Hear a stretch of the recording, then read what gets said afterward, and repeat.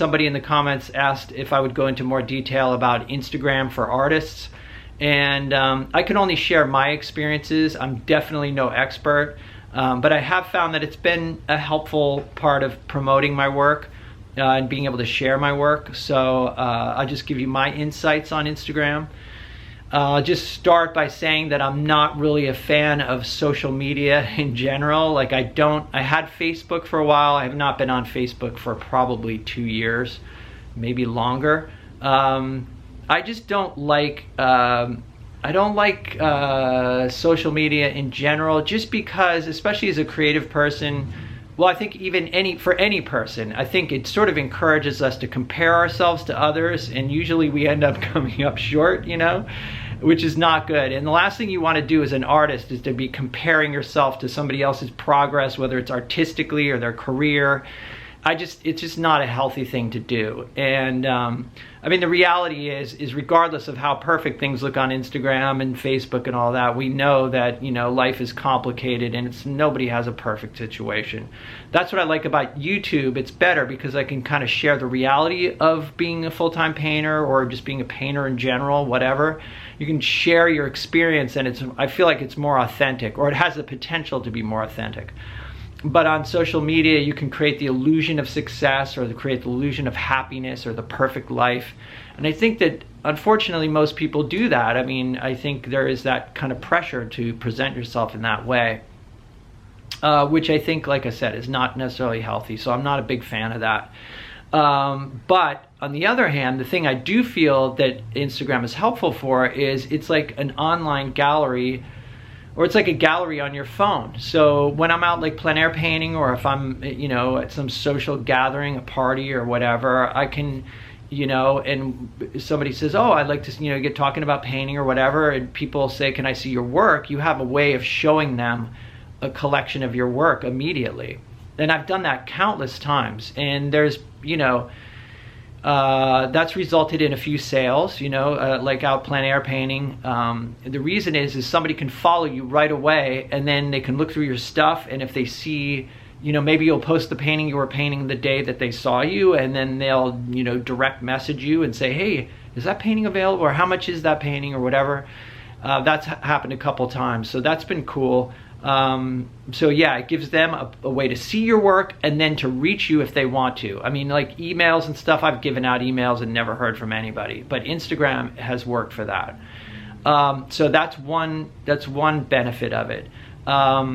It also has been helpful for me to have a gallery of my work that I can scroll through at just, you know, very quickly, to sort of see progress in my own work. So I use it for personal purposes as well, to kind of track my progress, and also as kind of like a journal. I can look back and see what date a particular show was, or when I did a particular painting, that sort of thing. So usually what I focus on is for the first couple years, I posted just my paintings, and I wouldn't even put a lot of text. I would just put the information about the painting, like the measurements.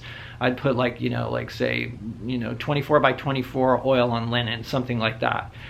And then I'd use maybe 5 or 6, you know, hashtags, like, you know, usually if it was plein air, it'd be plein air. I'd put oil painting, art, that sort of thing. You know, I didn't really know what I was doing with that. So that was kind of my approach in the beginning. And, you know, in the very beginning when I started, I had no idea. I like had it for a couple months and didn't even use it because all my photographs of my work were on my computer. And so I was like, what good is this? I can't, because I logged on to Instagram on my computer, the online version or the desktop version, and you can't upload photographs. And so I was like, what's the point of this? But then I got the hang of it and I figured it out. I was like, okay, I'll just use my iPhone to take pictures. Turns out the iPhone takes pretty good pictures of art, you know, provided you get it in a place where there's even light and no glare. So yeah, so I started using it. Once I figured that out, then I just started, anytime I do a painting, I'd just take a photograph and post it. If it was good, that's another thing. I would only post things that I felt that I would send off to a gallery. And I didn't post progress shots or any of that either, just finished work. Not that there's anything wrong. Again, this is just my approach. And so I started out, it was very slow to get to, say, the first 1,000.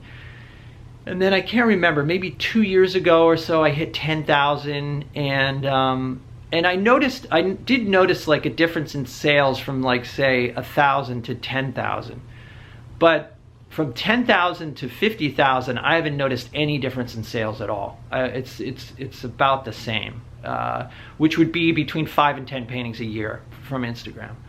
And for me, that's worth it. You know, it's kind of a way to, you know, as I've mentioned in previous videos, I think if you're an artist, you've got to sell direct. You've got to sell some of your work direct.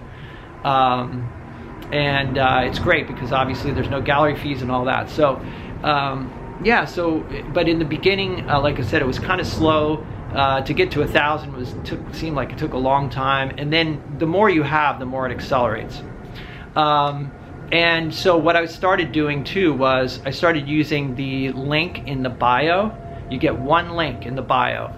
So what I started doing in the beginning, I would link to my website. So, and my website now is, it's got like 4 paintings on it. I don't even really use it. I use Instagram kind of as my website.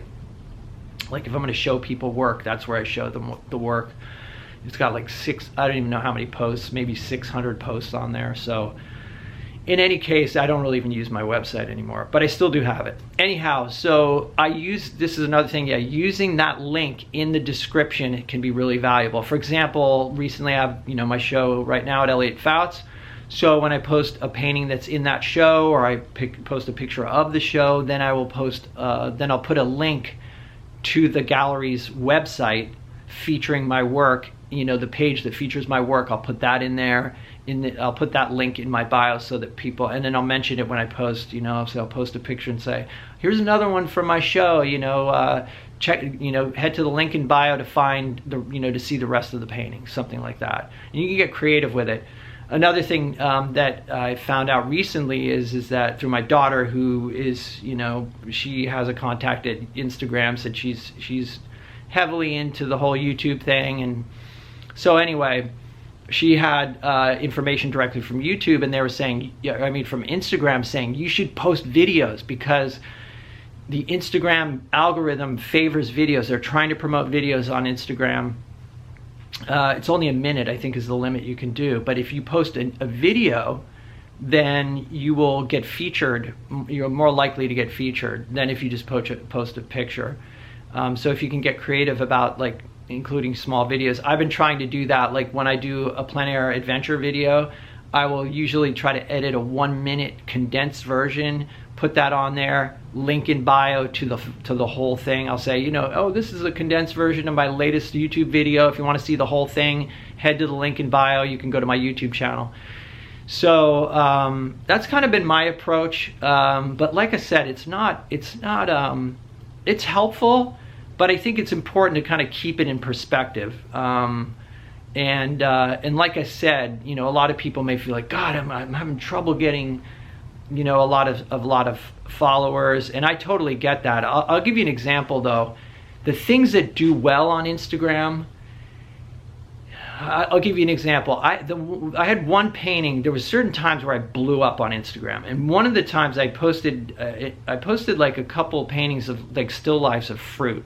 One in particular, it was like an apple, just an apple that was cut. It was an 8x8, and it was a good painting. I really liked it, but I did it for a food show. It's not my normal thing, so I did a bunch of these little still lifes of fruit, and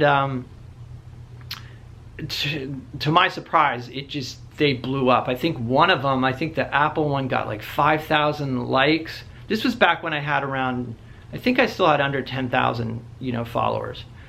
But I mean, I posted like several days in a row. One was like an apple, one was strawberries, a banana, whatever. They're all just very simple. You can scroll back at Chamberlain Paintings if you want to see them. And yeah, it just, I got so many followers, like literally thousands in several days. It just was like, you know, I'd get like 500 a day. And I thought, wow, this is weird, because this is not even like the work that I like these paintings, but it's not the direction I want to go in. So that's something to remember. The stuff that does well but then here's an interesting thing. So that painting was for sale and I couldn't sell it. It didn't sell, you know? So it's like, okay, it got tons of likes and it got tons of attention and I got tons of followers out of it, but I couldn't sell the painting. Whereas then I'll post something else like a landscape that may get, you know, a fraction of the likes, and then it sells. You know, I'll get somebody inquiring about it. So that's the thing. Don't go for volume. Be yourself on there and don't worry how many people you get. I mean, I know I can speak from experience, having been down like in lower numbers and now having a lot, you know, having 50,000 or whatever. Like I said, I had more, I mean, I had just as much activity down around 8,000, 10,000 or whatever. And then below that, I still had activity. So it's really about building a quality audience, you know, people that are into your work. And it doesn't have to be these huge numbers. A lot of times what happens is as your numbers get bigger, you become more visible because the Instagram algorithm picks you up, because every time you post, you may get, you know, you might get 1,000 likes in, you know, in like 20 minutes or something, and then that triggers the algorithm and puts you on the suggested page or whatever. But like I said, I wouldn't focus on numbers. I mean, I know I was guilty of it too. I felt like, oh, when I get to a higher number, things are going to be better. I don't even pay attention now because it doesn't really matter. Again, too, it also can, that whole mindset can encourage you to compare yourself. The reality is, if you have 1,000 people there that are digging your work, that's a great thing. 1,000 people is a lot of people. It really is. And you only need a handful of people who are passionate about your work. And so I'd say just, you know, like I said, post your best stuff. Use it as a sort of a gallery in your pocket to show other people. It's a way to look through and see your progress. So it's a way for you to grow. But if you can use it for those positive things, and not get wrapped up in the negative sides of it, which are very easy to do, you know, just compulsively checking it or you know, or comparing yourself to other people. I don't follow a lot of people for that reason. I don't even want to give myself the temptation to be on there. I'm not on there a lot. I just post and I use it, like I say, as a way to show people my work and have them have a way for them to contact me if they're interested. So yeah, so those are my thoughts on it. Like I said, do videos if you can, post your best work, use it as a showroom to show, or as a gallery to show, online gallery to show people, and don't worry about the numbers. I know that's, you know, easier said than done, but it's really true. So anyhow, like I said, I'm going to get out there and do some plein air today. I don't even care that it's blowing like crazy. It's been like days and days, and so I'm itching to get outside. But anyway, I thought I'd just touch base with you guys about this topic, and hopefully I haven't forgotten anything. But if I have, you know, leave a comment. Let me know.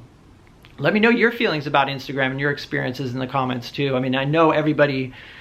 It's good to share that information and get insights from others as well. And the comment section has been great, so it's always much appreciated. You guys write really killer comments, so I'm much obliged. Anyhow, so quick little visit here, but have a great day, and I will see you in the next video.